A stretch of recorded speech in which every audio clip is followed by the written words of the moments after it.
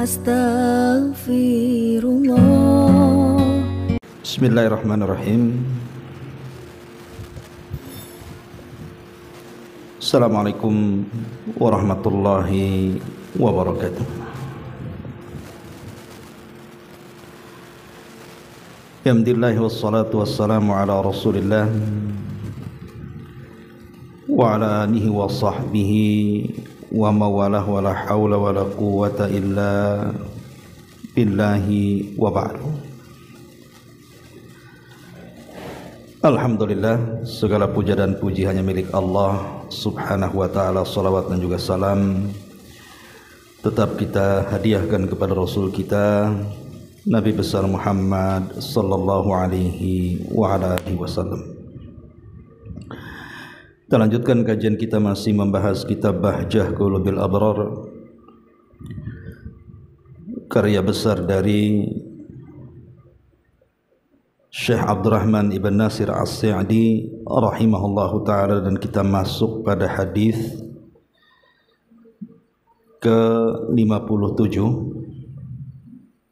bicara tentang keutamaan orang yang berijtihad. Kita baca hadisnya. An Abdullah ibn Amrin wa Abi Hurairah radhiyallahu anhuma qala qala Rasulullah sallallahu alaihi wasallam, idza hakama al-hakim fajtahada wa asaba falahu ajran, wa idza hakama fajtahada fa akhta'a falahu ajrun wahidun, muttafaqun alaihi. Dari sahabat Amr ibn As dan Abu Hurairah radhiyallahu anhu. Dua sahabat ini adalah dua sahabat yang sangat berjasa dalam Islam,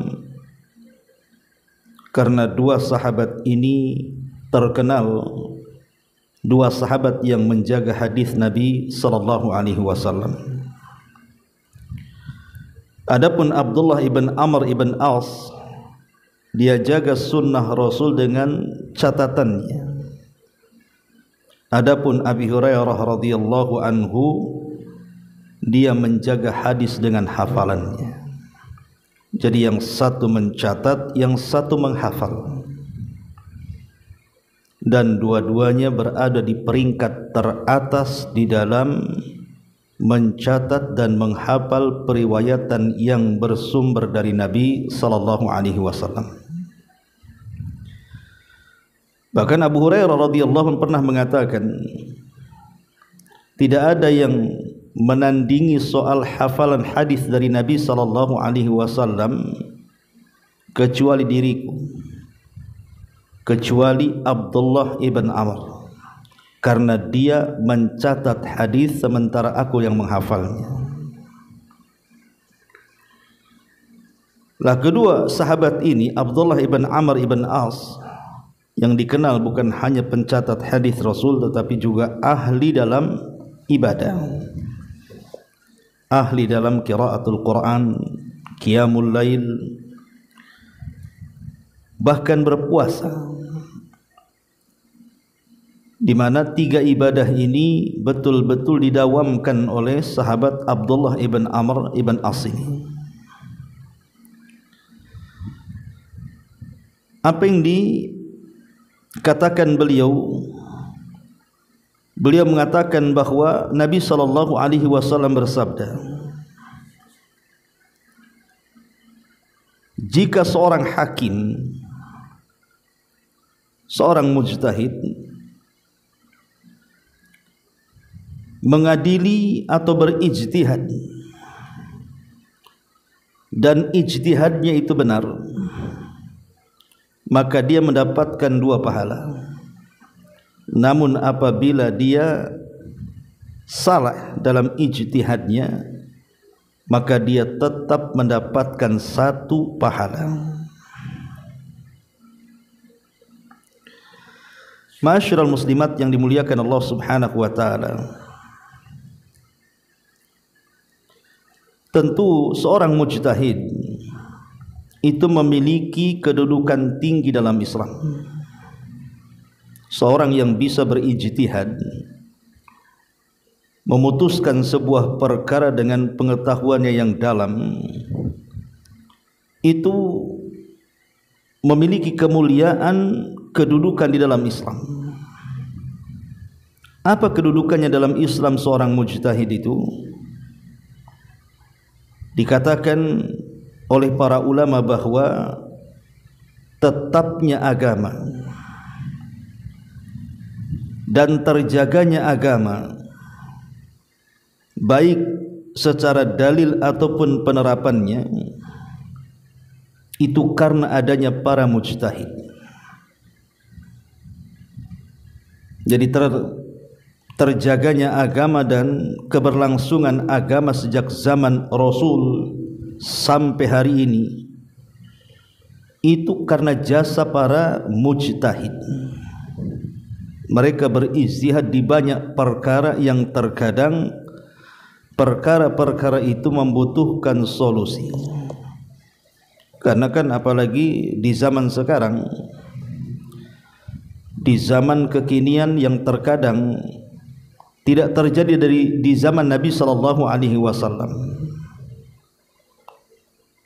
sehingga perlu adanya ijtihad untuk memberikan solusi yang tidak bertentangan dengan Al-Quran dan Sunnah.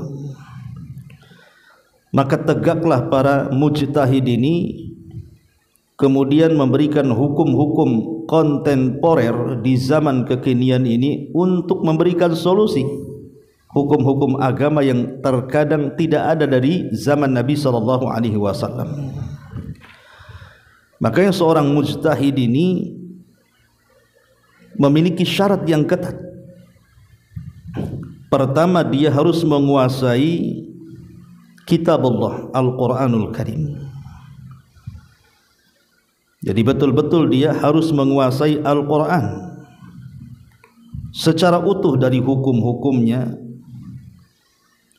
atau ayat-ayat yang mutasyabih, ayat-ayat yang umum, ayat-ayat yang khusus, ayat-ayat yang global, mana yang mansukh, mana yang nasih, mana yang menghapus, mana yang dihapus, dan begitu seterusnya. Yang kedua, punya pengetahuan yang dalam tentang sunnah Nabi sallallahu alaihi wasallam, dari perkataan-perkataan Nabi, perbuatan-perbuatan Nabi, kemudian tahu derajat hadis Nabi sallallahu alaihi wasallam, dari mutawatirnya, ahadnya, sahihnya, dhaifnya, dan begitu seterusnya, supaya tidak salah ketika beristinbat hukum. Tidak cukup sampai di situ, dia pun harus mengetahui tentang perkataan-perkataan para ulama salaf. Apa yang membuat kesepakatan mereka, apa yang membuat mereka perselisihkan,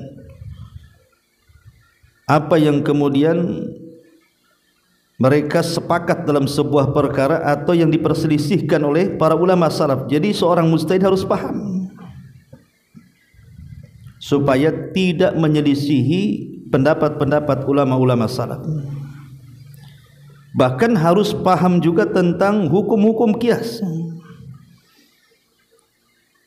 terutama hukum-hukum yang berlaku kekinian, hukum-hukum kontemporer. Maka seorang mujtahid itu harus memiliki hukum-hukum soal qiyas, mana asal, mana cabang, mana ilat, mana hukum, dan begitu seterusnya. Makanya seorang mujtahid itu memang orang mulia.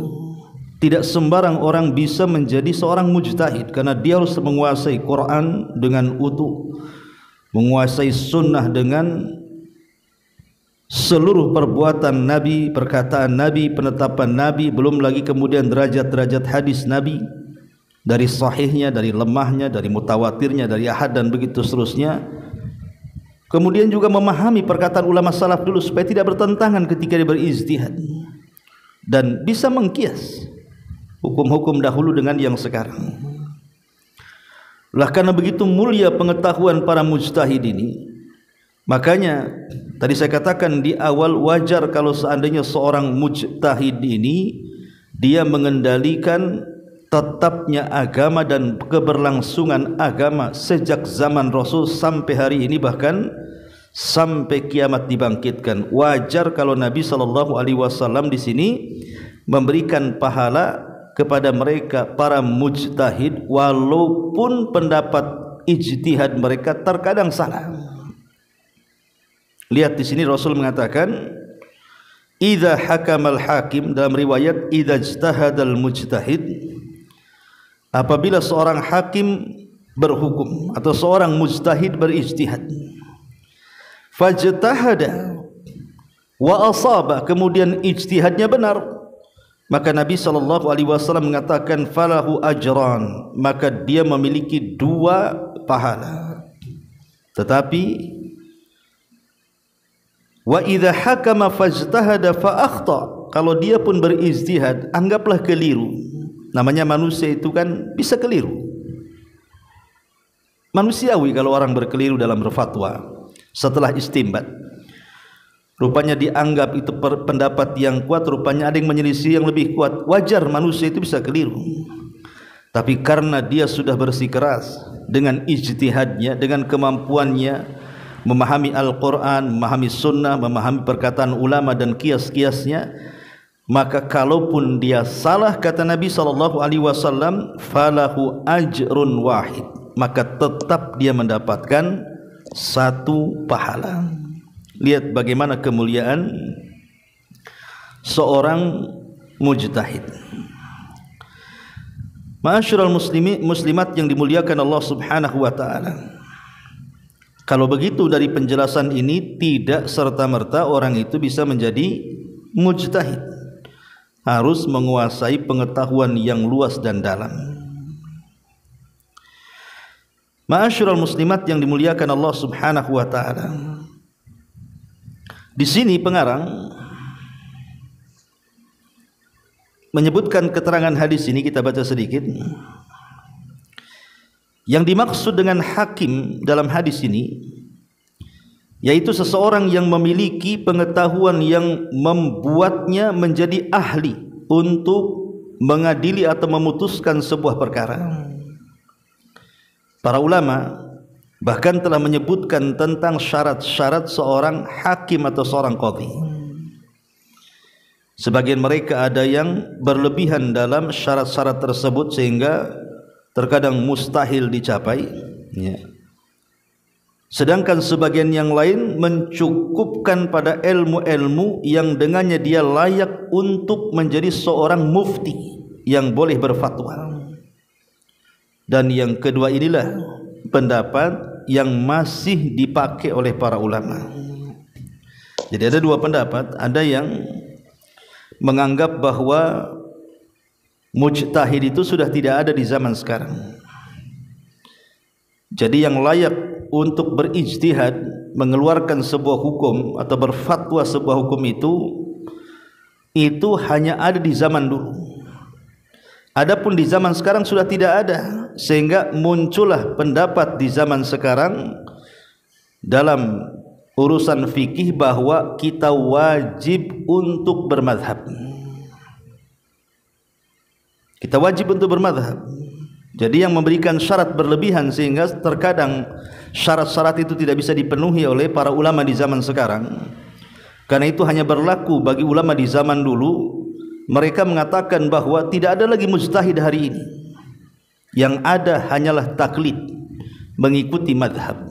Makanya wajar ada sebagian pemahaman di negeri kita bahwa kita harus bermadhab Syafi'i. Kalau bermadhab selain Syafi'i tidak boleh, apalagi disebut talfik, ngambil Syafi'i, ngambil Hambali, ngambil Hanafi. Maka bagi orang yang berpendapat seperti ini tidak boleh. Kalau Syafi'i, Syafi'i saja, kalau Hambali, Hambali saja, kalau Hanafi, Hanafi saja, kalau Maliki, Maliki saja. Jadi kita ini hanya bertaklid kepada satu madhab saja. Bagi mereka dengan syarat yang berlebihan sehingga tidak bisa seseorang itu untuk berijtihad. Tetapi pendapat yang kedua, bahwa syarat-syarat menjadi seorang mujtahid ini mencukupkan pada ilmu yang dengannya dia layak untuk berfatwa. Jadi melonggarkan selama syarat-syarat yang ulama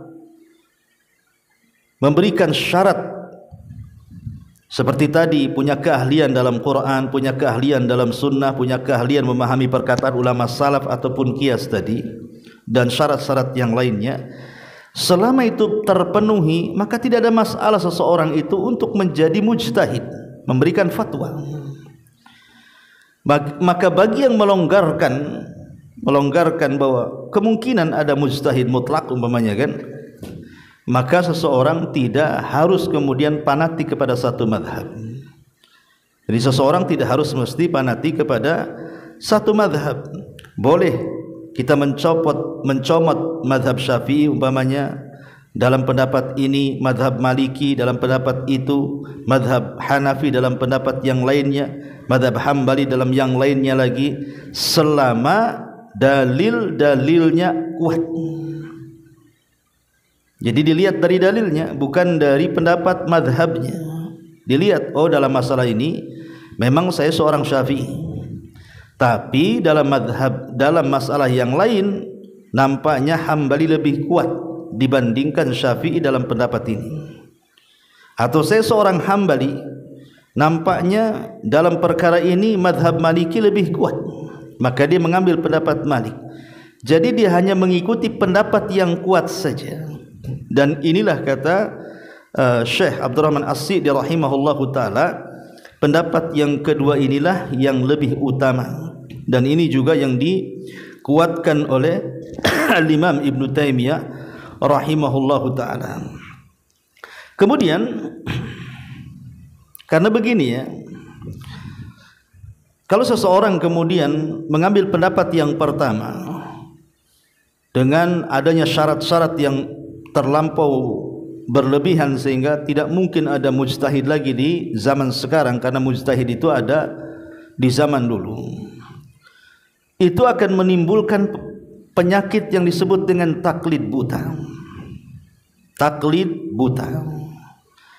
Dan taklid buta ini sangat berbahaya, karena dia akan mempertahankan pendapatnya dan akan menyerang pendapat yang lain. Makanya dahulu banyak kisah-kisah tentang perselisihan madhab, di mana orang-orang yang bermadhab Syafi'i tidak boleh menikahkan putrinya dengan orang yang bermadhab yang lainnya. Bahkan sampai terjadi peperangan, bahkan satu masjid ada mihrab untuk 4 madhab. Jadi solatnya masing-masing masuk, imamnya Syafi'i keluar, masuk jemaah Hambali, imamnya Hambali, selesai keluar, masuk orang-orangnya Maliki, imamnya Maliki, kemudian keluar, dan begitu seterusnya, akan mecahkan banyak umat jadinya. Masyarul muslimat yang dimuliakan Allah subhanahu wa ta'ala. Tetapi kalau kita mengambil pendapat yang kedua, sebenarnya kita kan tidak mengambil pendapat yang maksudnya pendapat yang kedua ini kita sedang mengambil pendapat yang kuat berdasarkan dalil, bukan berdasarkan perkataan madhab. Inilah yang dimaksud oleh beliau di dalam kitabnya. Kemudian kata beliau, dalam hadis ini terdapat dalil bahwa seseorang yang bodoh jika memutuskan satu perkara dan ternyata dia benar, maka dia dihukum sebagai orang yang zalim dan berdosa, karena dia tidak memiliki hak untuk menghukum dan memberikan putusan, sedangkan dia dalam keadaan bodoh. Jadi kebalikan dari hadis ini, kalau ada orang yang jahil, umpamanya orang-orang yang di zaman sekarang kan, kita lihat terkadang artis tiba-tiba jadi ustadz gitu ya, entah belajarnya di mana, entah berantah, kita tidak tahu. Ataupun tiba-tiba banyak kemudian ustadz-ustadz jadi-jadian, ustadz-ustadz gadungan gitu ya. Ya kita katakan oknum lah yang tidak jelas belajarnya di mana.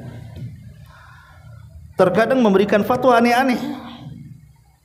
Dan fatwa ini jauh sekali dari Al-Quran dan Sunnah Nabi SAW. Kemudian dia berfatwa, sekalipun fatwanya benar dari hasil ijtihadnya, maka ulama mengatakan tetap orang itu telah melakukan kezaliman. Kenapa? Karena bukan ahli fatwa, dia fatwa. Sehingga kalaupun benar boleh jadi itu hanya kebetulan, bukan karena ilmu yang diputar-putar oleh dia sehingga menghasilkan sebuah fatwa. Dia asal-asalan berfatwa, rupanya benar.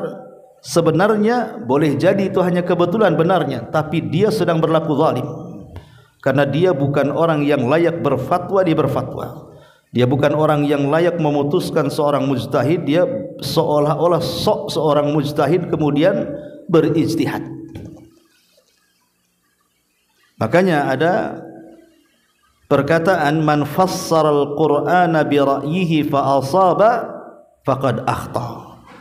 Siapa yang mentafsirkan Al-Quran dengan akalnya, kok benar pula tafsirnya, maka tetap salah. Tetap salah. Orang yang mentafsirkan Al-Quran dengan akalnya sekalipun benar tetap salah. Karena bukan ahli tafsir, dia mentafsirkan Quran. Boleh jadi mungkin satu perkara dia benar, tapi perkara yang lain justru lebih banyak salahnya.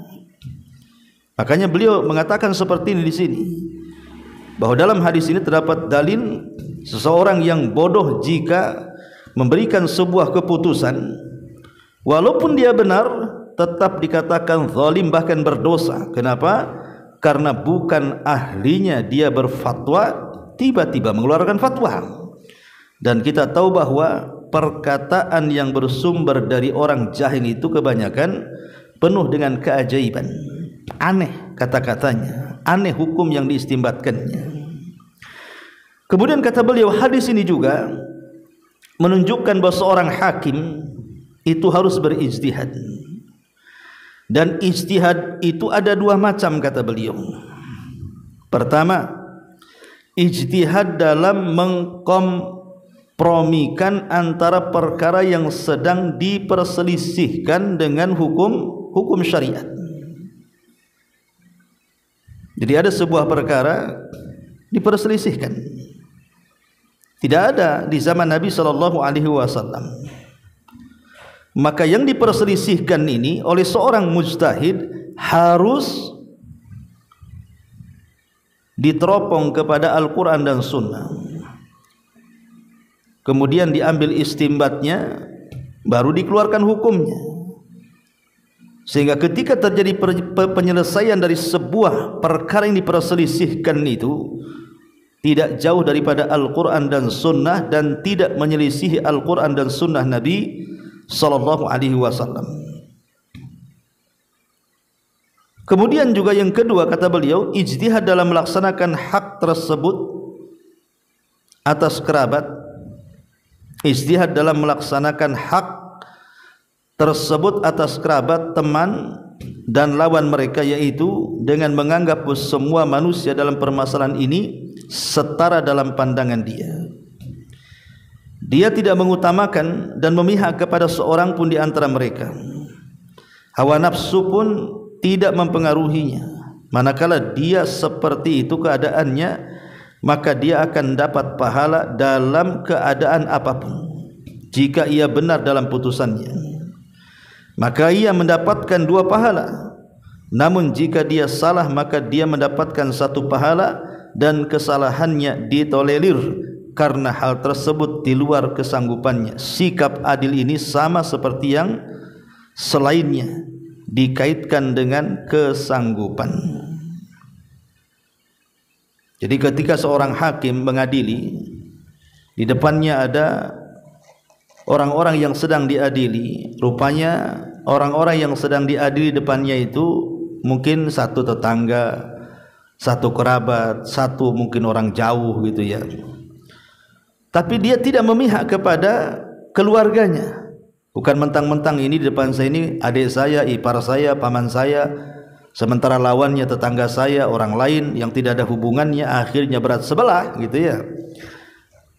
Nah ini kalau seandainya orang tersebut betul-betul menyetarakan manusia di depannya, kemudian dia beristihad siapa yang benar siapa yang salah, kalau salah tetap dapat 1 pahala, kalau benar dapat 2 pahala, karena dia telah menegakkan keadilan. Karena kita tahu bahwa kebanyakan, contoh saja umpamanya di pengadilan-pengadilan, terkadang oknum-oknum hakim ini mereka memutuskan sebuah perkara itu karena ada sogokan dunia. Jadi sebelum dia memutuskan perkara, mungkin di belakang layar sudah dibayar supaya memenangkan kasusnya, atau boleh jadi mungkin sudah disogok dengan jabatan. Akhirnya ketika dia menghukum, maka dia akan berhukum sesuai yang dikehendaki siapa yang membayarnya. Atau boleh jadi itu keluarganya. Ketika dia berat sebelah, pasti dia akan membela keluarganya dan akan dimenangkan kasusnya. Maka kalau seperti ini pemimpin yang tidak adil, dia tidak akan mendapatkan pahala baik ketika salah ataupun ketika benar, karena dia sudah tidak adil dalam putusannya ya.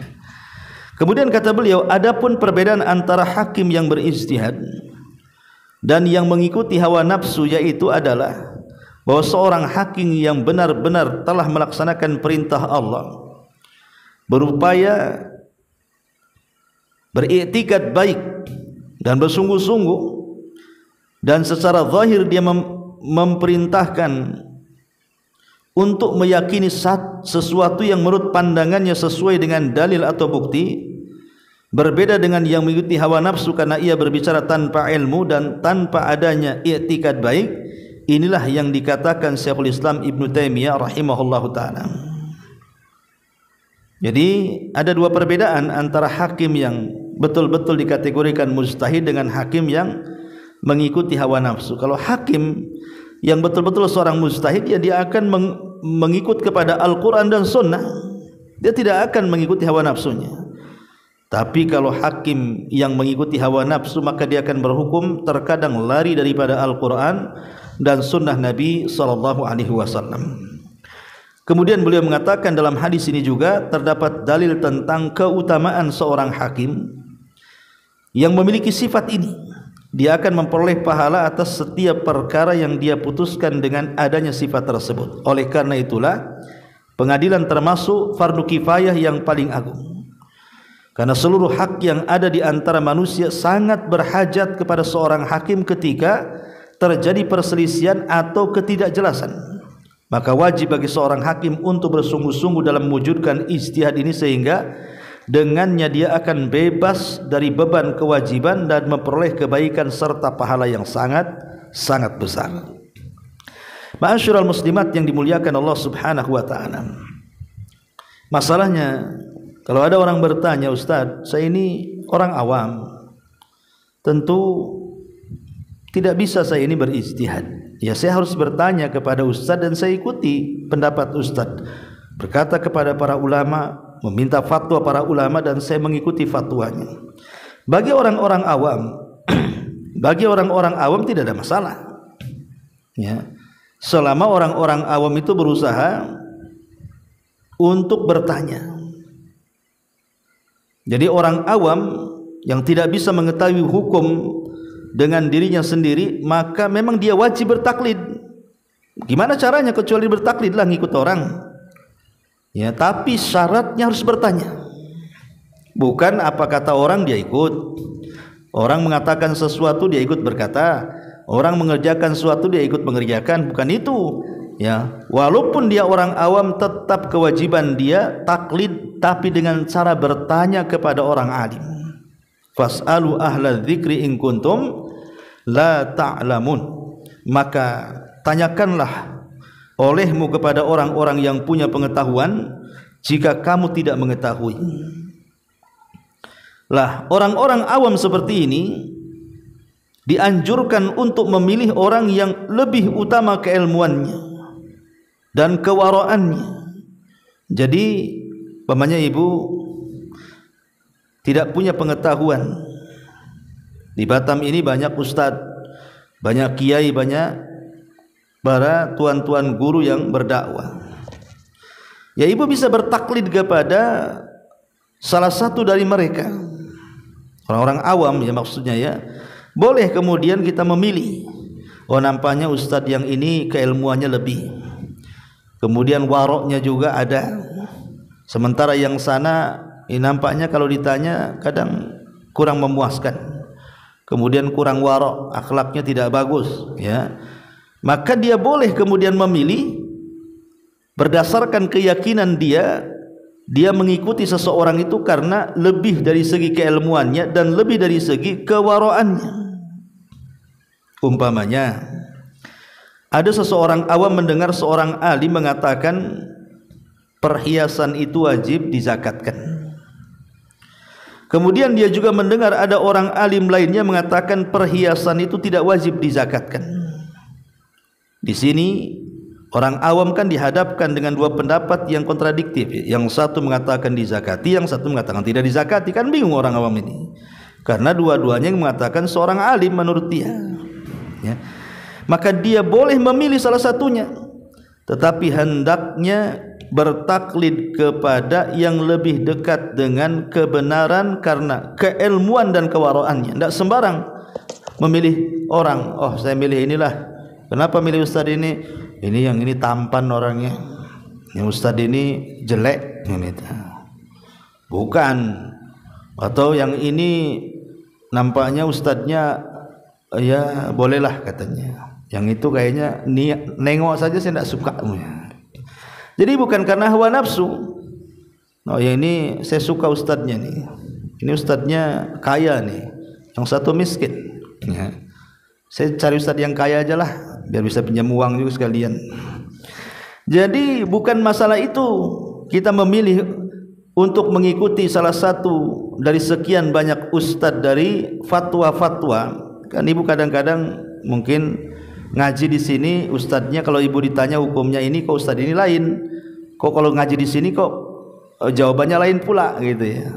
Maka ibu harus cari yang mana yang menurut keyakinan ibu dia lebih alim dan lebih wara, maka ikuti dia. Nah, itu kalau taklid seperti ini tidak mengapa ya. Kalau memang seorang awam yang tidak mengetahui hukum satu masalah, maka dia bisa bertaklid kepada orang yang menurut dia jauh lebih alim dibandingkan orang-orang alim yang lainnya. Itu kewajiban orang awam ya. Tapi seorang talabul ilmi, seorang yang memang dia bergelut dalam ilmu, maka tidak bisa dia mengatakan seperti itu, mengikuti si A dan meninggalkan si B. Tidak, dia harus berusaha mencari kebenaran dengan ilmu yang sudah dipelajarinya, mana yang lebih dekat dengan kebenaran antara dua ustadz atau tiga ustadz yang memberikan fatwa yang saling bertentangan itu. Karena seorang penuntut ilmu pasti lebih paham, ini jawabannya memuaskan, yang itu tidak memuaskan. Karena orang thalabul ilmi kan sedikit banyak dia belajar ilmu usul fikih, usul tafsir, usul hadis gitu ya, bahasa Arab dan begitu seterusnya, sehingga sedikit banyak ada gambaran. Dan biasanya ketika ada dua syekh, dua ulama berfatwa gitu kan, dan dia seorang thalabul ilmi, maka terkadang ada kepuasan kepada fatwa-fatwa syekh tertentu dan tidak merasa puas dengan fatwa syekh yang lainnya. Jadi dia bisa menentukan mana yang lebih dekat dengan dalil. Tapi kalau orang awam kan tidak bisa, cukup menurut keyakinannya mana yang lebih alim dan lebih waro saja kan itu. Jadi ini harus dipahami tentang hadis ini. Kembali bahwa hadis ini menjelaskan kepada kita tentang keutamaan orang yang berijtihad. Dan ini berlaku juga kepada seorang hakim yang ada di pengadilan. Hadis ini juga berlaku kepada seorang pemegang hukum di pengadilan. Karena kita tahu bahwa seorang hakim yang berhukum di pengadilan itu kan dia memutuskan apa yang ia dengar dan apa yang ia lihat. Karena terkadang umpamanya ada dua orang yang berselisih, Bu. Yang satu dia datang badannya ke pengadilan, yang satu tidak datang badannya tapi dia mewakilkan ke pengacaranya. Terkadang kalau kita tidak mampu bersilat lidah, walaupun di atas kebenaran, bisa salah, bisa disalahkan oleh hakim ketika seorang pengacara yang ahli dalam ngomong, kemudian dia bersilat lidah, terkadang dia yang salah pun bisa benar tuh di dunia pengadilan itu. Makanya Nabi SAW ketika berhukum kepada dua orang yang berselisih, kemudian memenangkan salah satunya, maka Nabi SAW mengatakan, boleh jadi di antara kalian berdua ada yang lebih cakap dalam bicara, sehingga aku hanya berhukum secara zahir. Adapun kalau yang bercakap dalam bicara itu dia mengikuti hawa nafsunya, hanya ingin mencari pembenaran, maka silahkan tempat duduknya di neraka, bukan urusanku, kata Nabi SAW. Jadi ini juga berlaku. Makanya orang-orang yang mereka duduk di kursi-kursi pengadilan, mereka orang-orang mulia. Mereka orang-orang mulia karena merekalah yang memberikan ketenangan kepada orang-orang yang datang meminta keadilan. Masalahnya banyak sekali orang-orang yang datang ke kantor pengadilan, keluar dari kantor pengadilan tidak dapat keadilan. Terkadang yang salah jadi benar, yang benar pula jadi salah. Karena kalau salah dalam memutuskan, maka berapa banyak orang-orang yang tidak bersalah masuk penjara. Berapa banyak orang-orang yang tidak bersalah akhirnya dihukum mati. Berapa banyak orang-orang yang tidak bersalah akhirnya aset kekayaannya disita dan diambil, dan dia pun dizalimi. Ya, satu sisi seorang hakim ketika berijtihad itu sebuah kemuliaan kalau memang dia jujur dalam ijtihadnya. Tetapi kalau seandainya dia tidak jujur mengikuti hawa nafsunya, maka Rasul mengatakan hakim itu ada tiga macam, dua di neraka, satu di sorga. Adapun yang dua di neraka, pertama hakim yang memiliki pengetahuan, tapi saat memutuskan sebuah perkara dia tidak pakai pengetahuannya, dia ikut hawa nafsunya, sehingga dia memutuskan mengikuti hawa nafsu. Boleh jadi karena sogokan. Yang kedua, seorang hakim yang jahil, yang bodoh, kurang pengalaman, sehingga dia memberikan putusan dengan kebodohannya. Maka jelas ini hakim yang bodoh memberikan putusan dengan kebodohannya akan merugikan banyak orang. Lah dua jenis hakim ini di neraka, kata Rasul. Adapun hakim di sorga adalah hakim yang punya nurani, dia punya pengetahuan dan dia pun mengadili dengan pengetahuannya, tidak pandang bulu. Apakah di depannya itu saudaranya, hatta ibunya, ayahnya sekalipun atau anaknya, kalau salah tetap salah, tetap harus dihukum. Ya, inilah diantara penjelasan singkat dari hadis ke-57 pahala orang yang berijtihad. Wallahu alam. Ini yang bisa sampaikan. Sebelum saya tutup, barangkali ada yang mau bertanya, silahkan.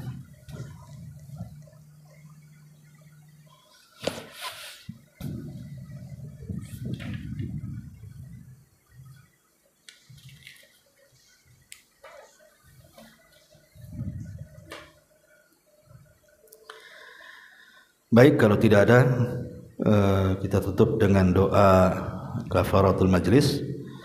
Subhanakallahumma bihamdika asyhadu an la ilaha illa anta astaghfiruka wa atubu ilaik.